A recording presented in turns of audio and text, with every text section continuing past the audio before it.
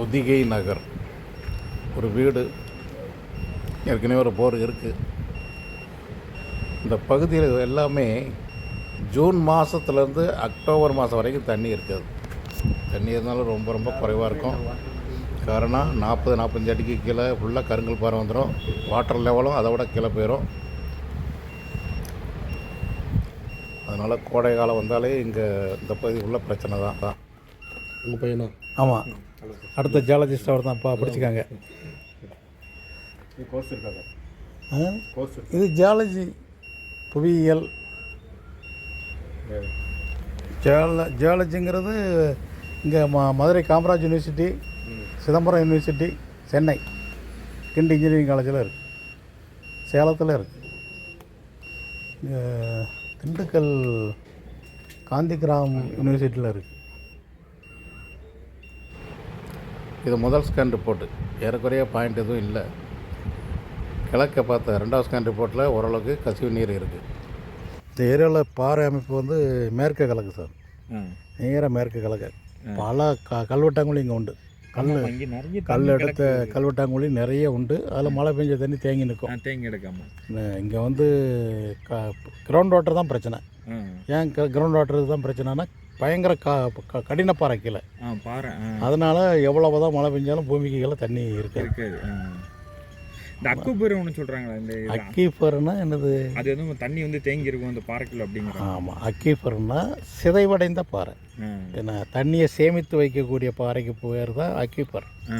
இது அக்கிக்குளுடு. தண்ணியே இருக்காது, தேங்கி வைக்காது. களிமண்ணும் ஒன்று, கருங்கல்லும் ஒன்று, ரெண்டுலேயுமே தண்ணி இருக்காது. செடிமெண்ட்ரி படிவு பாறைகளில் வந்து அக்கிக்குளுடுன்னு சொல்லுவோம். களிமண் தண்ணி இருக்காது. அங்கே மணல் இருந்தால் தான் தண்ணி இருக்கும். இங்கே பாறை சிதைவடைந்து பிளவுகள் இருந்தால் தான் தண்ணி வரும். இது நடுங்க நம்ம ஆனைமலை டேட்டா, அதுக்கு முன்ன பின்ன எல்லாமே கல்வெட்டாங்குழி தான். இங்கே தண்ணி வந்தால் 20 அடியிலேருந்து 30-40 அடிக்குள்ளேயே வரும். இங்கே நடுக்க அங்கே ஒரு ஆள் ஒரு 7-8 ஏக்கர் இடம் வச்சுக்காரு. அவருக்கு பார்த்து கொடுத்தாரு 2 போருக்கு. சரி, ஒரு 60 அடிக்குள்ளே தண்ணி வந்துட்டு. சரி, நல்லா வந்துட்டு. இந்த இடத்த வந்து பார்த்தீங்கன்னா சார், இதில் ஒரு 30 அடி தள்ளி ஒரு வீடு, இங்கே ஒரு வீடு கட்டுற மாதிரி, அங்கே என் தம்பிக்கு ஒரு வீடு கட்டுற மாதிரி, அது ஒரு 30 அடி கடை கட்டி விட்டுலான்னு பார்த்தேன். எனக்கு ஒரு 3 பாயிண்ட் மார்க் பண்ணி கொடுத்தீங்கன்னா. அது இருந்தால் மார்க் பண்ணுவோம் சார். சரி, இல்லை நான் சொல்கிறேன் வந்து நீங்கள் பார்த்து சொன்னீங்கன்னா அந்த 3 பாயிண்ட் எதாவது மார்க் பண்ணி கொடுத்தீங்க. இதில் ஒரு வீடா? ஆமாம், இதில் ஒரு வீடு 30 அடி, இதில் ஒரு வீடு வருது. சரி, பக்கத்தில் ஒரு வீடு வருது என் தம்பிக்கு. அங்கே ஒரு கடை கட்டி விட்டுருக்கலான்னு பார்க்குறேன். அவங்க 3 ஸ்கேன் வருமே. நான் 2 ஸ்கேனில் முடிச்சலான்னு பார்த்தேன். சரி, இங்கே ஒன்று, மத்தியில் ஒன்று, அங்கே ஒன்று பார்ப்போம். அங்கே 3 ஸ்கேன் பார்ப்போம். ஆமாம், 3 ஸ்கேனு 9000 ரூபா வருது. உங்களுக்கு 6500 சொன்னோம். ஆமாம், 2 ஸ்கேனுக்கு 6000, 500 கார் வாடகை. உங்களுக்கு 9500ங்கிற கணக்கு வரும். 500 போட்டு விட்டீங்கல்ல? ஆமாம் சார், நீங்கள் பார்த்து பண்ணுங்க.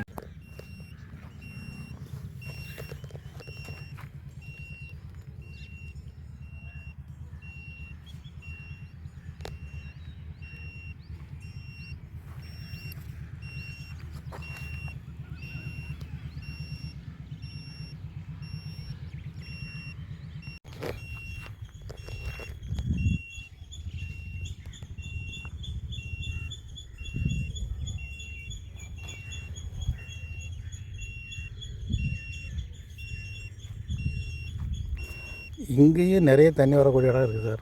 அதான் பெரிய ஆச்சரியம். இங்கே ஒரு பிளாட்டுக்கு பார்த்து கொடுத்தேன், நிறைய தண்ணி 80 அடியிலே நிறைய தண்ணி வர மாதிரி போட்டு வந்துச்சு. அப்படியே இருக்குது. தண்ணி வராத இடம்னு எதையுமே முழுமையாக ஒதுக்கிற முடியாது நாம்.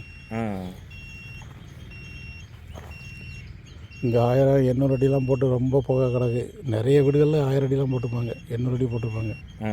தண்ணி இல்லை. அதுக்கு வர எண்ணெய் கூப்பிட்ருக்காங்க. ஒரு வீட்டில் 5 போர் போட்ட பிறகு எண்ணெய் கூப்பிட்டாங்க இதே ஏரியாவில்.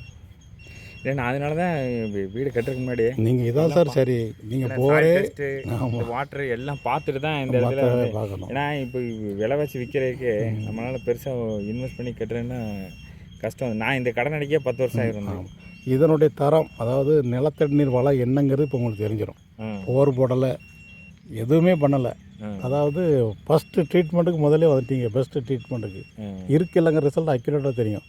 நிறைய பேர் என்ன பண்ணுவாங்க, பல போர்வெல் போடுவாங்க, பைப் லைன் போட்டிருப்பாங்க, உள்ள செப்டி டேங்க் இருக்கும், தண்ணி தொட்டி இருக்கும், கிணறு இருக்கும்.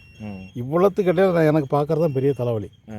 ஏன்னா அது எது ஒரிஜினல் ரிப்போர்ட்டு எது ஃபேக் ரிப்போர்ட்டுன்னு தெரியாது. ஆமாம், இருக்கிற தண்ணியை வந்து அது இறங்கினா கூட இயற்கையான தண்ணியை கொடுக்கக்கூடிய ரிப்போர்ட்டை காட்டுதா இல்லை செயற்கையான வாட்டர் பாடி ரிப்போர்ட்டை காட்டுதாங்கிறது பெரிய தலைவலி.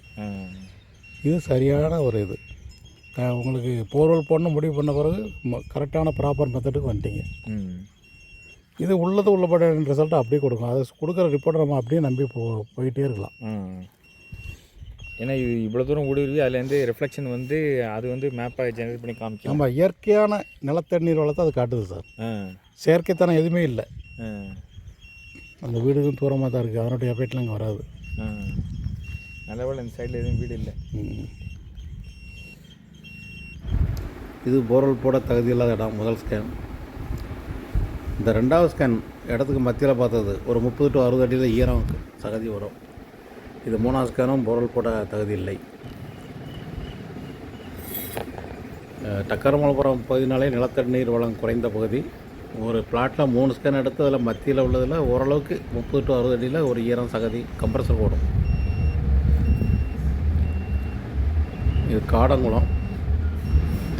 இங்கே ஒரு கிணறு இருக்குது, காஞ்சி போய் கிடக்கு, ஒரு 40 அடி ஆழம் இருக்கும். மேலே 3 போர் போட்டிருக்காங்க. வடகிழக்கு மூலையில் இன்னுமே போர்வெல் போட்டு மூடியிருக்காங்க. அதுக்கு அடுத்து இப்போ ரீசெண்டாக 2 போர் போட்டிருக்காங்க. 400 அடிக்குள்ளே 2 போர் போட்டிருக்காங்க. நிலையும் தண்ணீர் இல்லை. அதற்கு பிறகு தான் ஆய்வு பண்ணி கழிச்சிருக்காங்க. இது முதல் ஸ்கேனு. 900 அடி ஆழம் வரைக்கும் ஸ்கேன் நடக்கு.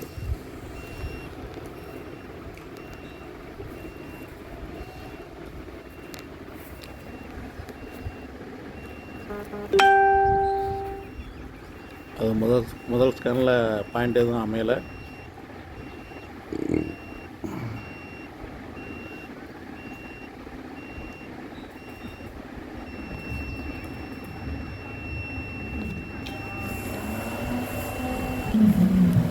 ரெண்டாவது ஸ்கேன் போர்வெலை இணைச்சி பார்த்தது. ரெண்டாவது ஸ்கேன்லேயும் பாயிண்ட் அமையலை.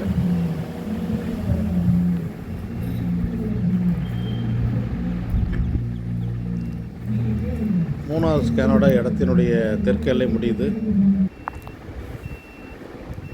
மூணாவது ஸ்கேனில் 550 அடிக்குள்ளே மிக மிக சுமாரான ஒரு பாறை முறிவு காணப்படுகிறது.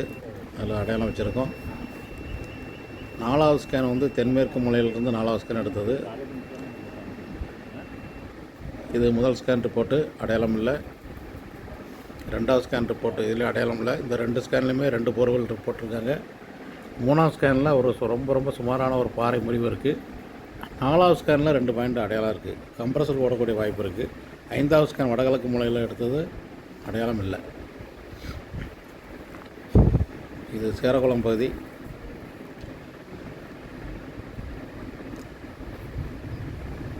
இதில் ஒரு போர்வெல் கிடக்கு, கைவிடப்பட்ட போர். மொத்தம் 3 ஸ்கேன் எடுத்து அதில் 2 பாயிண்ட்டு ஃபிக்ஸ் பண்ணியிருக்கோம். இது முதல் ஸ்கேன் ரிப்போர்ட், இதில் தான் பாயிண்ட் அமையலை. இது 2வது ஸ்கேன் ரிப்போர்ட், இதில் ஒரு பாயிண்ட் அமைஞ்சிருக்கு. 100 அடிக்குள்ளே தண்ணி வரக்கூடிய வாய்ப்பு. இது 3வது ஸ்கேன் ரிப்போர்ட்டு, இதுலேயும் பாயிண்ட் அமைஞ்சிருக்கு. இது 100 அடிக்குள்ளே தண்ணி வரக்கூடிய வாய்ப்பு இருக்குது.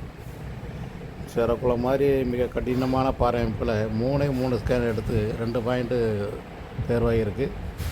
அது மேக்ஸிமம் 80 அடியிலேருந்து அதிகப்படி 130 அடிக்குள்ளே தண்ணி வர வாய்ப்புள்ள இடமா காட்டுது. ஏன்னா அந்த பகுதியில் ஃபுல்லாக மேக்ஸிமம் 150 அடிக்குள்ளே தண்ணி வந்திருக்கும். அதிகப்படி 300 அடி ஆழம் போடுறது போடலாம்.